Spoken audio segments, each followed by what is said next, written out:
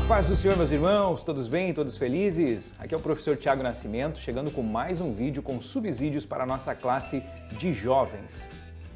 E antes de iniciarmos aqui o conteúdo da lição, eu quero fazer um convite a você. Você que ainda não está inscrito aqui no nosso canal, por favor, se inscreva e também assine o sininho das notificações. E caso você já seja um inscrito, então eu peço que você curta esse vídeo, compartilhe, que assim o algoritmo do YouTube expande esse vídeo e entrega ele para mais professores. E assim a gente vai então ajudando o crescimento da Escola Bíblica Dominical, principalmente aqui na nossa classe de jovens.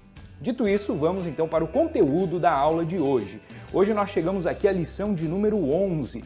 Estamos já se aproximando rapidamente do final desse trimestre, né? Então estamos aqui a 2 lições então do final do trimestre. No trimestre onde nós estamos estudando então o livro de Daniel, uma lição escrita pelo pastor Valmir Nascimento, e nós estamos entrando já desde o domingo passado na parte escatológica deste livro.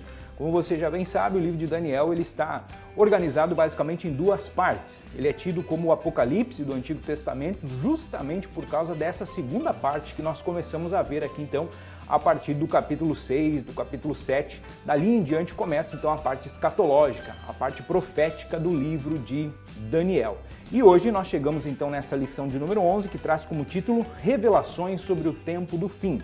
O nosso texto principal está no capítulo 8, versículo 15.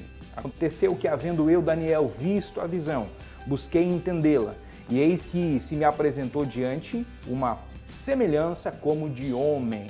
De onde temos aqui o resumo da lição. O conhecimento das coisas futuras nos dá esperança e a certeza de que Deus está no controle de todas as coisas. Você vai observar que esta vai ser uma lição bastante prática, como todas, aliás, desse trimestre. Há sempre um contexto teórico muito importante, mas que você, professor, precisa tomar cuidado para não se perder dentro dessa teoria e chegar sempre na aplicação prática no final da lição. E hoje não será diferente. Então nós vamos aqui abordar cada um dos 3 tópicos que essa lição está organizada para que você consiga então trazer aí subsídio para a sua classe no próximo domingo. O primeiro desses nossos objetivos, então, é conhecer a visão de Daniel do carneiro e do bode. Então, essa visão que está relatada aqui no capítulo 8 do livro de Daniel. Segundo objetivo, compreender a simbologia do bode e do pequeno chifre. E o terceiro objetivo, aprender sobre o cumprimento da visão para o tempo do fim. É muito importante que você faça, além da sugestão de leitura que nós temos aqui na leitura semanal, são ali sempre 6 versículos, 6 passagens que são sugeridas. É muito importante que você faça essa leitura, mas que também você se aplique em estudar o contexto do livro de Daniel. Tanto o capítulo 7, como nós aqui mencionamos, onde começa a parte escatológica, como também este capítulo 8, do começo ao fim. O conteúdo da lição aqui, ele vai abordar apenas alguns versículos que você vai fazer a leitura com os seus jovens, então, aí na sala. Mas é importante que você, professor, esteja preparado, que você faça a leitura de todo o capítulo para você conseguir pegar esse contexto. E caso você tenha a possibilidade, eu recomendo também que você faça a leitura do livro de Macabeus. Este é um livro que está na Bíblia dita Bíblia Católica, né? Mas você encontra facilmente também na internet essa versão online, né, do livro de Macabeus. Então, no livro de 2º Macabeus, no capítulo 9, ele vai trazer ali subsídios para falar a respeito desse rei Antíoco, que nós vamos abordar ele aqui no conteúdo da lição. Então, trago essas 3 sugestões de leitura aqui no início da aula para você. A leitura semanal, o capítulo 7 e o capítulo 8 do livro de Daniel e o capítulo 9 do livro de 2º Macabeus. Então, o primeiro tópico, a visão de um carneiro e um bode, é importante que você defina muito bem aqui para os seus jovens, então, quem são esses animais que aparecem aqui na visão. É interessante observar que este capítulo 8 ele acaba trazendo luz, lançando luz, a partir também da visão que temos ali no capítulo 7, que está registrada então no capítulo 7 do livro de Daniel. Porque nós estamos falando aqui dos impérios mundiais que se sucedem, então, dentro da profecia de Daniel e que encontram escopo, então, dentro da história geral como um todo. O primeiro desses animais que aparece então aqui na visão de Daniel é o carneiro. Esse carneiro ele possuía 2 pontas ou 2 chifres, simbolizando o império então Medo-Persa. É interessante observar que isso era algo que já estava acontecendo nos dias de Daniel. O contexto histórico aqui no capítulo 8 nos diz que isso aconteceu no 3º ano do reinado de Belsassar. então o Império Medo-Persa já estava ativo, o Império Medo-Persa já havia se unido, né, para formar esse grande império que vai então destruir aqui a Babilônia. O chifre mais alto que aparece aqui então nesse carneiro é a dinastia Aquemênida, então que sucedeu aqui, no caso estamos referindo aqui, provavelmente podemos fazer uma menção a Ciro, né, simbolizado aqui então por esse chifre mais alto. Este Ciro, como está aqui no subtópico 3, Ciro Grande, ele foi o líder persa responsável por unificar esses dois impérios e posteriormente por invadir a Babilônia então e destruir o Império Babilônico.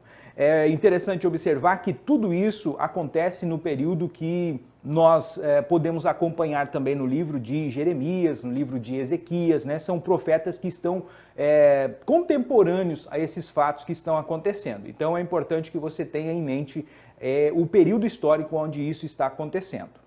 E muito importante observar aqui que Ciro, ele, de certa forma, ele representa, ele é uma personificação de Cristo, porque a Bíblia vai se referir a Ciro como o meu ungido, o meu Messias, né? Como seria aqui uma tradução possível. Então Ciro está aqui simbolizando, prefigurando a figura de Cristo, a pessoa de Cristo que viria depois, porque Ciro vem para libertar o povo judeu que estava então no cativeiro babilônico, ele que vai dar permissão então para que o povo retorne, então ele traz a libertação. E é interessante observar essa figura, porque dentro da história nós conhecemos Ciro como um grande conquistador, mas uma pessoa também de muita bondade, de muita benevolência. Pode-se dizer, inclusive, que Ciro ele inaugura uma nova forma de governo. Os outros ditadores que haviam vindo antes dele, que haviam governado a Mesopotâmia, o mundo, né, como um todo, todos eles eram muito cruéis, muito violentos, e eles destruíam tudo por onde eles passavam. Mas Ciro ele tem uma política mais diplomática. Então ele começa a trazer uma revolução, podemos dizer assim também, nessa questão do domínio. Para ele não importava se os povos estivessem nos seus locais de origem, se os povos tivessem governantes próprios. Tu vê que um dos primeiros governantes, né, que vai ter ali vai ser justamente Zorobabel, que era um dos príncipes, né, que era dessa linhagem nobre de Judá. Então essa era a política de Ciro, ele colocava pessoas do próprio povo, pessoas da sua nobreza, desde que essas pessoas estivessem então leais a ele, pagando os seus tributos, enfim. Então veja que com Ciro começa uma virada na política mundial, na geopolítica do mundo, e as coisas começam a se encaminhar para esse mundo como nós conhecemos hoje, que é muito mais baseado em negociação, em comércio, em diplomacia, do que exatamente em guerras. Embora, obviamente, ainda existam guerras acontecendo, né? Mas vivemos hoje uma nova etapa na geopolítica mundial. E tudo isso começa com Ciro. Então Ciro é uma figura muito importante aqui, central, e ela aponta então para Cristo, simbolizando o Messias, o ungido, o libertador. O segundo tópico dessa lição vai trazer agora o segundo animal. Esse segundo animal, então, agora é um bode. E olha como é interessante a forma como a Bíblia vai mencionar aqui quando aparece o bode. No versículo 5, estava eu pensando nisso quando vi um bode que vinha do oeste. Então ele vem justamente do lado oeste, do lado oposto onde estava este carneiro, né, que simbolizava aqui então o Império Medo-Persa. Agora vem alguém do oeste, oeste vindo da Europa. Então quem é este bode? Nada mais é do que o Império Macedônico, ou também conhecido como o Império Grego, né? É representado aqui pelo Alexandre. Vamos ver como continua aqui o livro de Daniel. Vinha do oeste, correndo tão depressa que as suas patas nem tocavam o chão. Então ele vinha como que voando alto, né? E é justamente um símbolo muito apropriado para Alexandre, e aqui está algo muito maravilhoso, porque Alexandre não era vivo ainda nesse momento onde Daniel está tendo essa visão. Então, décadas antes, Daniel já está, pelo poder de Deus, nessa visão no espírito que ele está tendo, ele está antevendo o futuro. Para nós hoje isso é passado. Alexandre o Grande, Alexandre Magno, né, já está muitos séculos no passado. Mas para Daniel era algo que ainda estava no futuro. E Alexandre, ele conquista em apenas 10 anos, cerca de 10, 11 anos, ele acaba conquistando todas as cidades gregas, né, as cidades que ficavam ao sul da Macedônia. A Macedônia fica na Europa, então ao sul da Macedônia fica a Grécia, e ele atravessa o mar e começa a conquistar a região da Ásia Menor, que era então domínio dos persas. Então ele vai conquistar toda essa região ali da Pérsia, da Babilônia, vai descer até o Egito, vai dar uma passadinha também em Jerusalém. É interessante que em Jerusalém ele vai ser bem recebido, porque na noite anterior ele tem uma visão onde aparece para ele alguém vestido com umas vestes muito bonitas, que são justamente a veste do sumo sacerdote. Então, no dia seguinte, quando ele está chegando, se aproximando de Jerusalém, o sumo sacerdote da época sai ao encontro de Alexandre e Alexandre lembra do sonho que ele havia tido.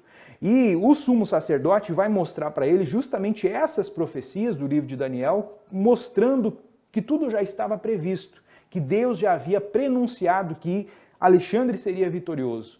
Então Alexandre fica muito contente, podemos dizer assim, com isso, né? Não chega a se converter ao Deus dos judeus, mas ele passa a tratar os judeus com muita benevolência, com muita bondade. Prova disso é que, a partir do momento que ele sai de Jerusalém, sem destruir Jerusalém, há essa conquista então apenas política, né, diplomática, ele vai para o Egito.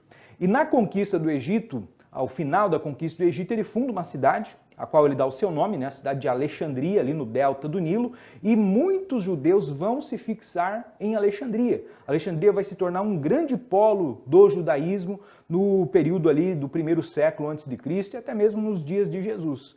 Quando, inclusive, Jesus nasce e vai para o Egito, já era, de certa forma, um caminho muito conhecido pelos judeus desse período, né? Sempre que havia alguma necessidade, alguma dificuldade na Palestina, eles desciam ao Egito, porque no Egito, então, havia uma grande colônia de judeus que ali viviam desde a época de Alexandre, devido a esse contato que Alexandre teve com o sumo sacerdote aqui nas portas de Jerusalém.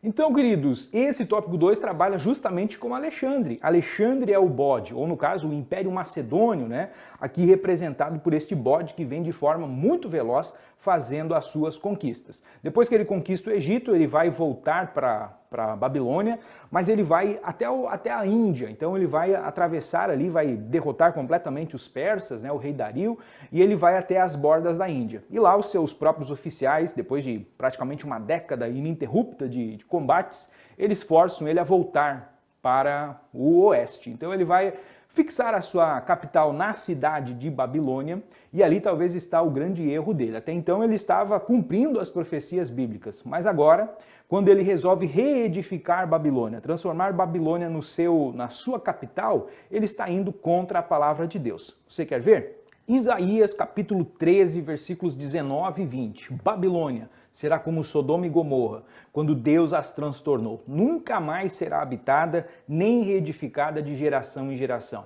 Essa é uma profecia bem anterior a Alexandre, e é justamente ali que ele vai ter então o seu fim.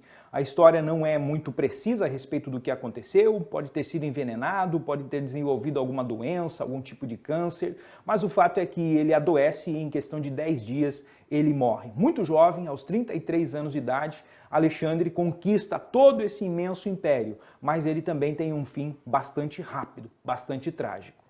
E quando Alexandre morre, nós chegamos aqui ao segundo subtópico, os 4 chifres. Alexandre não tinha filhos, então devido à sua pouca idade, a sua esposa ainda estava grávida, né? Ele não tinha um herdeiro aqui para deixar no seu trono. Então, após a sua morte, os seus principais generais começaram um período que é conhecido como a Guerra dos Diádocos. Essa palavra diádocos significa sucessores. Então, os sucessores de Alexandre estão entrando numa guerra civil aqui, distribuindo, né, as terras ali entre eles e disputando essas terras também da mesma forma. Mas 4 generais aqui são os que possivelmente se refiram, então, os chifres aqui da profecia de Daniel. O general Cassandro, que ficou com a parte da Europa, então a parte da Macedônia, da Grécia. Cassandro foi quem governava aquela região ali, governou durante mais tempo, né? Ele e os seus descendentes. Lisímaco, que ficou com a parte da Ásia Menor, então da parte da Síria para cima, então toda aquela região de hoje é a Turquia, ficou com o general Lisímaco. Ptolomeu, que ficou com a parte do Egito, então de Jerusalém para baixo, ficou então a cargo de Ptolomeu. E Seleuco, que ficou com as partes então da Pérsia, da Mesopotâmia, até as fronteiras com a Índia. Então esses 4 territórios, então mais ou menos organizados, divididos entre esses 4 generais, possivelmente seja aquilo que Daniel teve esta visão aqui no capítulo 8. Lisímaco, Cassandro, Ptolomeu e Seleuco. Os 2 mais importantes aqui no que se refere à história bíblica, então, são Ptolomeu e Seleuco, porque Jerusalém ficava no meio do território, então, dessas 2 dinastias, desses 2 governantes, desses 2 sucessores. E Jerusalém, ora, ficava sobre o domínio de um, ora ficava sobre o domínio do outro, então foi um período bastante conturbado. É um período que inclusive nós não encontramos na nossa Bíblia, mas naquela referência que eu mencionei, do livro de Macabeus, né, que está ali então escrito dentro desse período interbíblico ou intertestamentário, então ali você vai ter mais detalhes a respeito desse momento. Inclusive, a revolta dos Macabeus, né, é um momento bastante bonito aqui da história dos judeus, onde eles conseguem, se aproveitando dessa guerra entre Seleucidas e Ptolomeus, eles conseguem então a sua independência.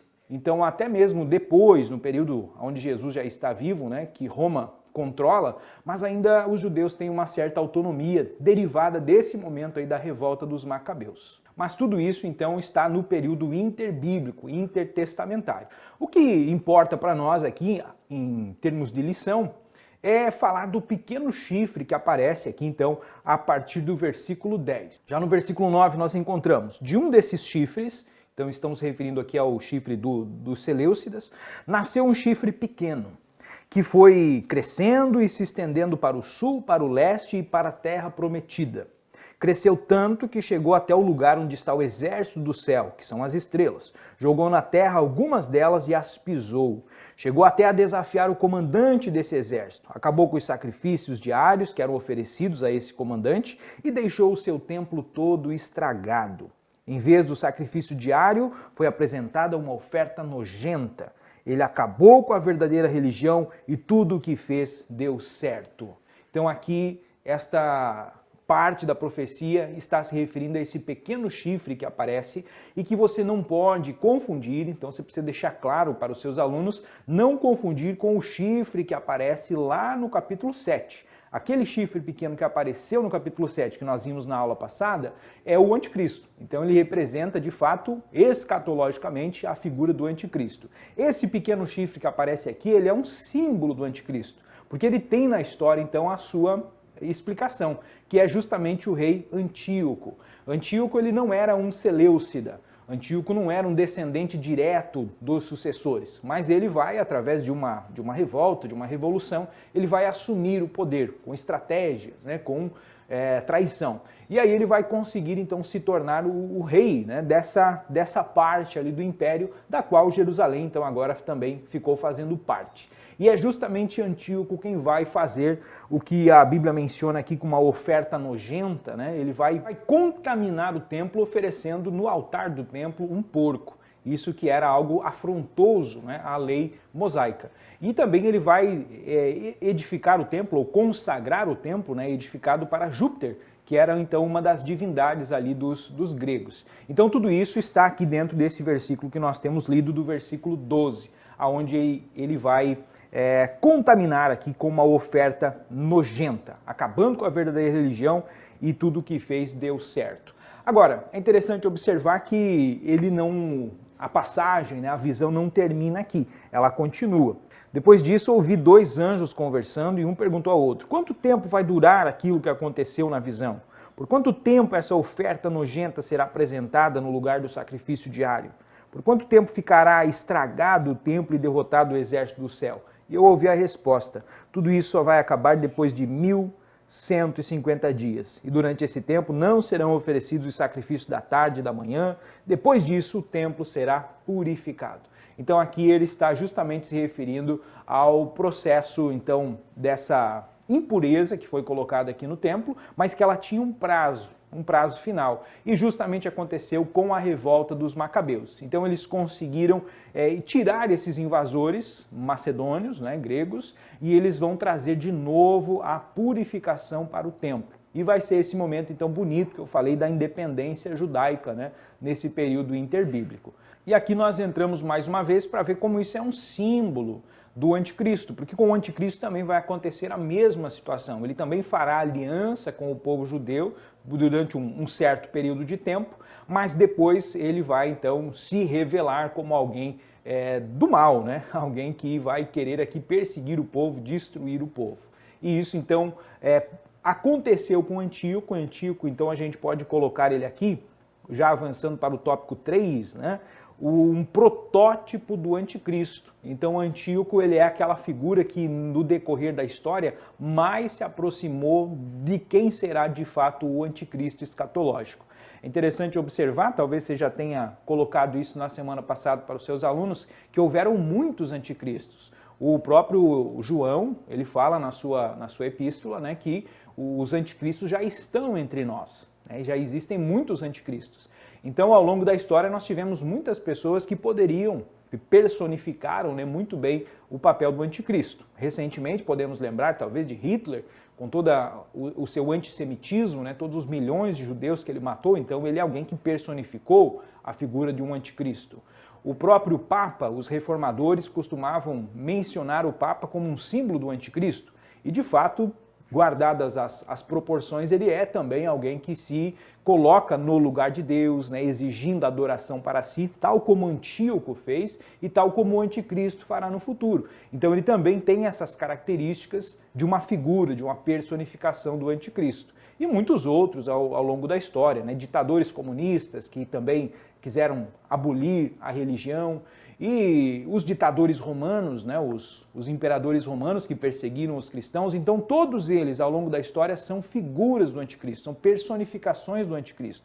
E a gente pode conjecturar aqui, inclusive, que o próprio Satanás hoje ele não sabe quem será o anticristo. Então ele tem talvez no seu estoque, né, de anticristos certas pessoas, certas figuras aí humanas que podem, quando o arrebatamento da igreja acontecer, então ele vai manifestar, vai movimentar alguma delas, então, para que seja esse anticristo final. Mas o fato é que, como ele não sabe quando sucederá o arrebatamento da igreja, isso ainda é algo nebuloso para ele. Então existiram muitos anticristos ao longo da história, né, muitas personificações deles. Mas certamente Antíoco é aquele que foi o mais terrível, né, aquele que se encaixa muito a ponto de Daniel ter visto, antecipado ele então aqui na sua profecia. Agora, para concluir essa lição, esse tópico 3, você não pode terminar sem a aplicação prática, então que traz aqui o subtópico 2 e o subtópico 3, que é justamente qual foi a postura de Daniel frente a essas revelações todas que ele teve. A escatologia ela não pode ser para nós algo que seja uma ciência especulativa, que a gente fique então agora, como dizem alguns, fazendo uma teologia de jornal, né, uma escatologia de jornal, analisando os telejornais, enfim, para ver quem é que será então o anticristo, quem seria a figura que mais se encaixa nesse ou naquele conceito, quando acontecerá os acontecimentos, né? Muitos cristãos perderam muito tempo com isso, né? Se estragaram, se desviaram da fé, tentando prever quando isso aconteceria, a volta de Jesus, a manifestação do anticristo, e isso tudo então não é o propósito da escatologia. A escatologia deve levar nós, do século 21 aqui, a mesma atitude que Daniel teve lá no passado, século VI, VII a.C., quando ele recebeu essas gloriosas revelações. Então observe, no versículo 27, ele ficou fragilizado, ele ficou espantado. Isso era algo muito poderoso para ele, né? Poder ver o futuro, poder ver o que aconteceria após os impérios, né, que se sucederiam ali. Porém, isso tudo trouxe para ele uma batalha, uma angústia espiritual muito grande. Então ele ficou abatido. Isso nós encontramos no versículo 27. E eu, Daniel, passei vários dias abatido e doente. Depois fiquei bom e comecei a tratar dos negócios do governo. Mas continuei muito preocupado com a visão, pois não conseguia entendê-la. Então aqui nós temos a primeira atitude dele. Ele ficou abatido. Mas, como diz aquele famoso louvor, né, da atualidade, aí, abatidos, mas não desanimados. Porque em poucos dias ele voltou às suas atividades. Então a escatologia, você saber o futuro, você ter esse conhecimento, não pode ser algo que vai te travar de viver a sua vida agora. Porque nós temos a consciência de que Jesus em breve vai voltar. E que tudo que nós fizermos aqui, seja bens materiais, seja uma carreira, uma profissão, estudo, tudo isso vai ficar por aqui mesmo. Mas isso não deve nos levar, então, a um sentido de apatia. Então eu não vou fazer nada disso, vou parar de estudar, vou parar de trabalhar, porque Jesus está voltando. Breve as coisas estão se encaminhando, né? Tudo está se encaixando e Jesus está voltando. Mas isso não deve ser a atitude correta. Ele ficou abatido, sim, mas depois ele se levantou e ele voltou a tratar dos seus afazeres. Ou seja, ele agiu com responsabilidade. Cada um de nós, você professor, os seus alunos, temos responsabilidades. Deus nos colocou nesse presente tempo, nessa presente era, com alguns propósitos, com alguns objetivos. E nós temos responsabilidade perante isso que Deus colocou para nós fazermos. Então nós precisamos, como Daniel, nos levantar, nos erguer e fazer aquilo que Deus nos chamou para fazer nesse tempo. E por fim, a outra atitude de Daniel é humildade frente àquilo que ele não conseguia entender. Há um trecho que eu gosto bastante de citar a respeito dessas perguntas escatológicas, desses conhecimentos proféticos, que é Deuteronômio 29, 29. As coisas encobertas pertencem ao Senhor, o nosso Deus, mas as revelações pertencem a nós e aos nossos filhos para sempre, para que sigamos todas as palavras dessa lei. Então há uma limitação daquilo que nós conseguimos antever a respeito do relato profético. Nós sabemos até um pouco, nós sabemos até uma parte, mas há muita coisa que, como Daniel, nós precisamos ter a humildade de saber que nós não sabemos tudo. E aí aquele pouco que nós sabemos, para que deve servir? Deve servir de incentivo, deve servir de esperança. Como Jesus alertando os seus discípulos, quando virem essas coisas acontecer, não fiquem abatidos, não fiquem tristes, antes alegrem-se, porque perto está o dia da vossa redenção. Então que a escatologia, que a lição de hoje, que a lição desse domingo, sirva para você, sirva para os seus alunos como esse combustível, esse incentivo, para que você de forma humilde entenda que você não sabe de tudo, mas o pouco que você sabe deve te servir para demonstrar que Deus está no controle. Deus levanta reinos, Deus abate reinos, Deus levanta bodes, Deus levanta carneiros, mas no fim de tudo há um único reino, um reino perpétuo que nunca jamais passará, que é o reino de Cristo. E esse reino, eu e você fazemos parte para a glória de Deus. Então, que nesse domingo você consiga transmitir isso aos seus jovens, transmitir essa esperança, essa certeza da maravilha que será a vida com Cristo, né? Fazer parte desse reino glorioso em Cristo Jesus. E no mais, eu me despeço desejando a você uma ótima aula nesse domingo, que Deus possa te usar, te iluminar na ministração dessa aula. Um forte abraço e nos vemos no próximo vídeo.